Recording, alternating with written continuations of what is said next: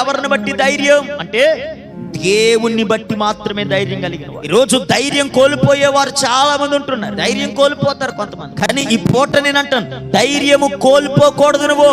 ఎందుకని? నీకు ధైర్యము దేవుడే. నువ్వు ఎవరిని బట్టి ధైర్యము తెచ్చుకోవాలి? దేవుణ్ణి బట్టి. అందుకనే భక్తుడు అంటాడు, నా కొండయు నా కోటయు నీవే, నాకు ఆశ్రయ దుర్గము కూడా నీవే అంటాడు. ఈరోజు నీ ధైర్యం, ఈరోజు నీ బలం దేవుడై ఉండాలి. మనుషులను బట్టి ధైర్యం కాదు నీకు కలగవలసింది. ఎవరిని బట్టి ధైర్యం? దేవుని బట్టి. ధైర్యం ఎప్పుడు కలుగుతుంది? ధైర్యం ఎప్పుడు కలుగుతుంది అంటే నువ్వు ఆయన నీతో ఉన్నాడని నువ్వు ఎప్పుడైతే అనుకుంటావో, ఓకే నాతో దేవుడు ఉన్నాడు కదా అని ఒక ధైర్యం అనేటువంటిది నీలోనికి వస్తుంది.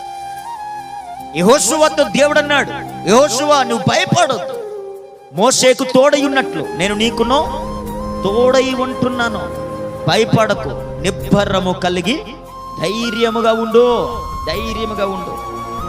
బిడ్డలారా, ఈరోజు ఈ మాటలు వింటున్నా మీ అందరితో ప్రభువు చెప్పుతూ ఉన్నాడు, ధైర్యమును కోల్పోయినా నీ జీవితములో ధైర్యమును ఇవ్వగలిగిన వాడు ఎవరు అనంటే, ఈరోజు ఆరాధిస్తున్నాము కదా ఆ నజరేయుడని యేసుక్రీస్తు ప్రభు ఒక్కరే మనకు ధైర్యమునివ్వగలిగిన దేవుడు ఆయన.